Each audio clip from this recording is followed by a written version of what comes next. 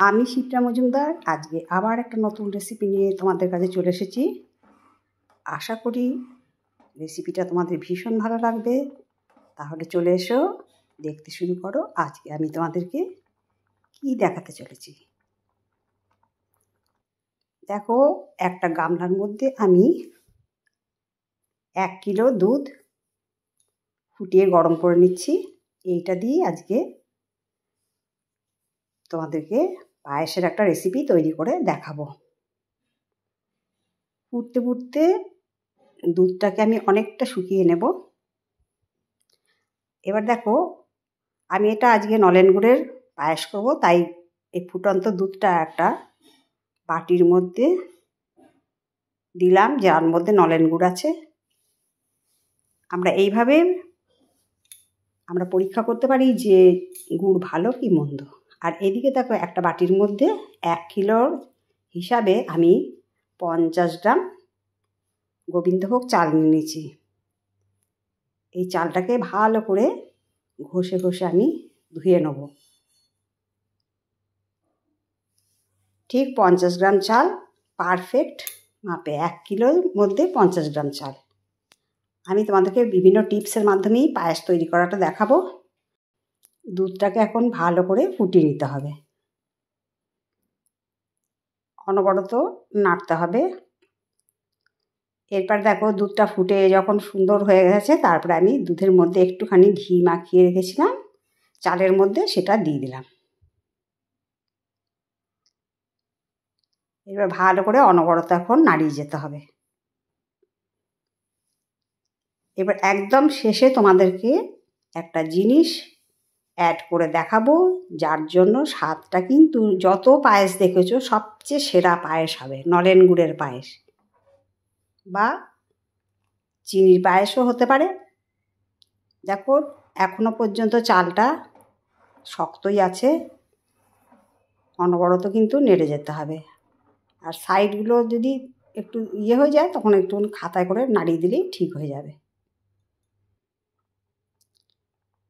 চালটা তোমরা দেখে বুঝতে পারছো আর একটুখানি হবে। আর দুধের পরিমাণটাও অনেক কমে এসছে।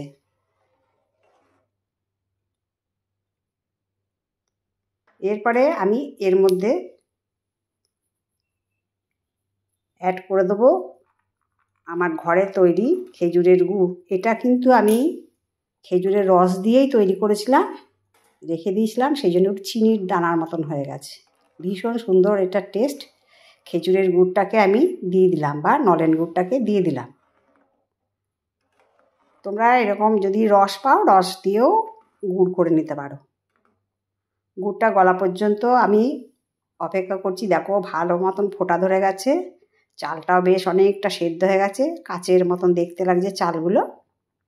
যখন কাচের মতন দেখতে লাগবে, তখনই জানবে পায়েস কিন্তু তোমাদের একদম রেডি হয়ে গেছে।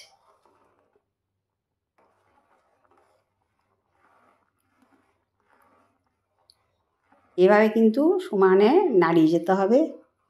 অপূর্ব স্বাদের এই নলেন গুড়ের পায়েস তৈরি করার জন্য আমি একদম শেষে একটা জিনিস মেশাবো, তার জন্যেই কিন্তু ভীষণ স্বাদ বেড়ে যাবে।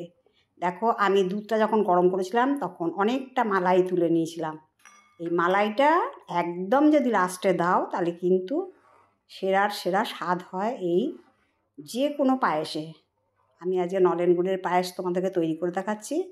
এবার এই মালাইটা গলে যাওয়া পর্যন্ত পায়েসটাকে সমানে নাড়িয়ে যাবে। তাহলে বন্ধুরা, তোমরা দেখতে পেলে যে পায়েসের স্বাদ বাড়ানোর জন্যে আমি কোন টিপসটা ফলো করলাম, আর সেরার সেরা স্বাদ পেতে হলে তোমরা কোন জিনিসটা দেবে একদম লাস্টে। তাহলে আজকের রেসিপিটা যদি আমার ভালো লাগে, লাইক, শেয়ার, কমেন্ট আর সাবস্ক্রাইব করে আমার চ্যানেলের পাশে থেকো। আর যদি কোনো নতুন বন্ধু এসে থাকো, তাহলে অল বাটনটা প্রেস করে দিয়ে একটা সাবস্ক্রাইব করে দিও, তাহলে সমস্ত নোটিফিকেশান তোমাদের কাছে পৌঁছে যাবে। দেখো, তোমরা দেখে বুঝতে পারছো একদম রেডি হয়ে গেছে, ভালো করে বড় বড় ফুট ধরছে। আর একটা টিপস হলো, যখন দেখবে বড় বড় ফোঁটা ধরবে আর গড়িয়ে গড়িয়ে ফুটবে, তখন জানবে পায়েসটা একদম রেডি।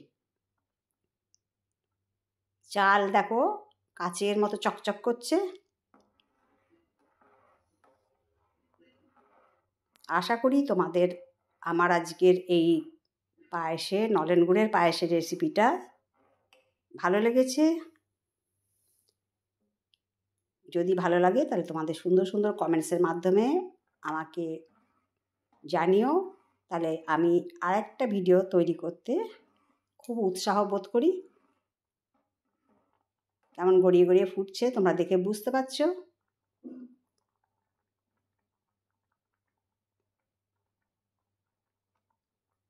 পায়েসটা কিন্তু একদম রেডি হয়ে যাবে। আমি এবারে গ্যাসটা সম্পূর্ণ অফ করে দিয়ে একটা বাটিতে সার্ভ করে নেব।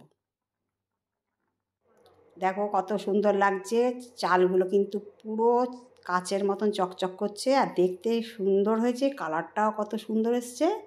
তাতে তোমরা এইভাবে তৈরি করে নিও নলেন গুড়ের পায়েস বা চিনির পায়েস। আর লাস্টে যেই জিনিসটা মেশালাম সেই জিনিসটা মিশিয়েও, তাহলে অনেক টেস্ট বেড়ে যাবে।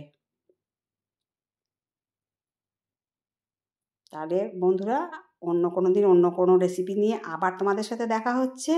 আজ এই পর্যন্তই রাখি, কেমন? টাটা।